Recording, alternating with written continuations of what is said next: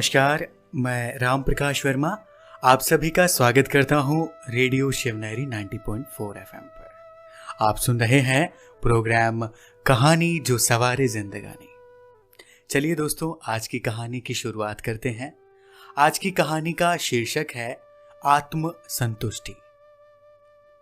पुराने समय की बात है, एक गांव में दो किसान रहते थे। दोनों ही बहुत गरीब थे। दोनों के पास थोड़ी थोड़ी जमीन थी, उससे ही दोनों मेहनत करके अपना और अपने परिवार का गुजारा चलाते थे। एक दिन अचानक दोनों की ही एक ही दिन एक ही समय पर मृत्यु हो गई। यमराज दोनों को भगवान के पास ले गए। भगवान ने उन्हें देखकर उनसे पूछा, अब तुम्हें क्या चाहिए?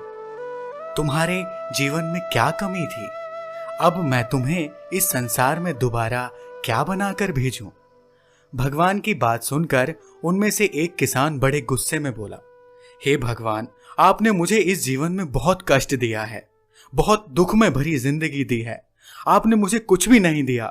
पूरी जिंदगी मैंने बैलों की तरह खेतों में काम किया है। जो कुछ भी कमाया बस पेट भरने में लगा दिया। ना ही मैं कभी अच्छे कपड़े पहन पाया और ना ही कभी अपने परिवार को अच्छा खाना खिला पाया।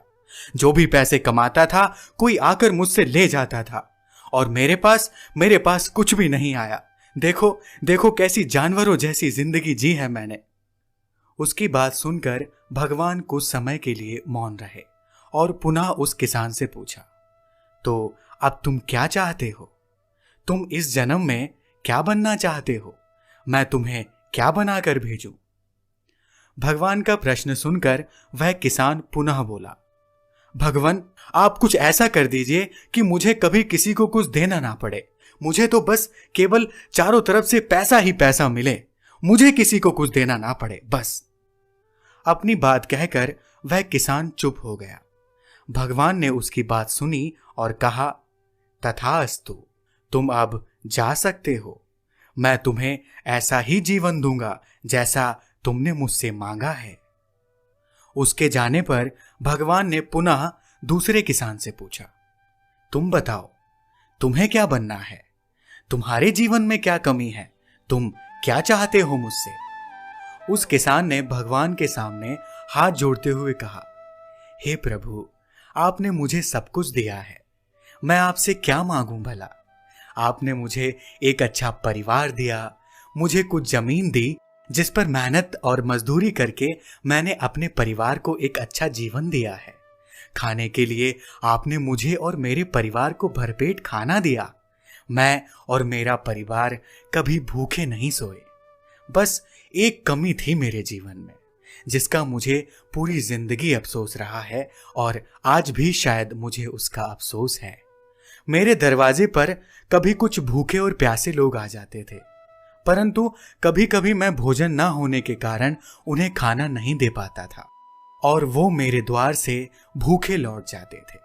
हे प्रभु, मुझे इतना दीजिए जामे कुटुंब समाए, मैं भी भूखा ना रहूं, साधु भी भूखा ना जाए।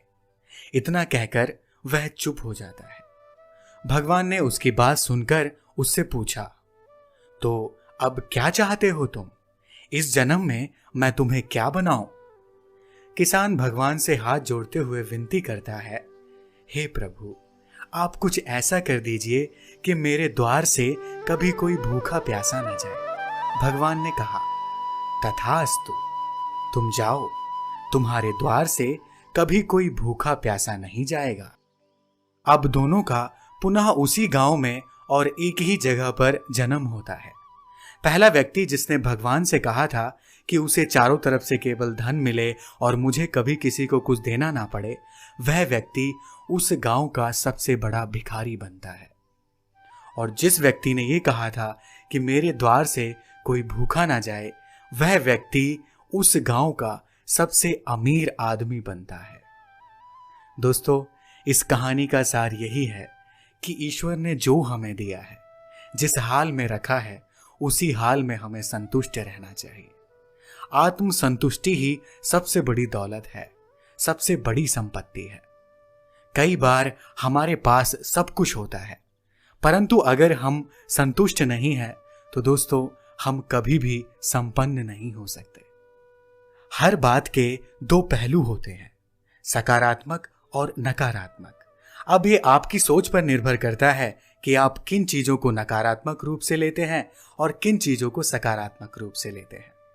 अच्छा जीवन जीना है तो अपनी सोच को अच्छा बनाइए, चीजों में कमियां मत निकालिए, बल्कि जो भगवान ने दिया है उसका आनंद लीजिए और हमेशा दूसरों के प्रति सेवा भाव रखिए। दोस्तों, यही जिंदगी है। आशा करता हूं कि ये कहानी आपको पसंद आई होगी और इस कहानी से भी आपने एक अच्छी शिक्षा ग्रहण की होगी। दोस्तों, आज की कहानी में फिलहाल इतना ही। मुलाकात होगी कल एक और नई कहानी के साथ। तब तक आप अपने दोस्त राम प्रकाश वर्मा को दीजिए इजाजत और सुनते रहिए रेडियो शिवलहरी 90.4 FM। आवाज तुमजा हमजा।